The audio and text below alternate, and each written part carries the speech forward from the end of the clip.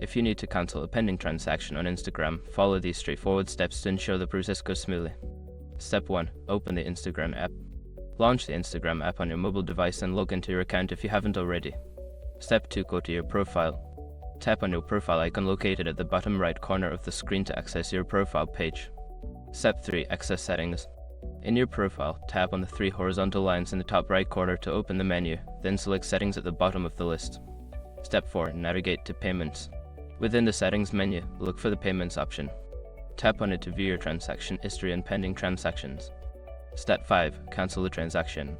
Before filing a refund or dispute, use the SROC.con link in the description to open the refund dispute deadline calculator and confirm your deadline. Once you have completed these steps, your pending transaction should be successfully cancelled.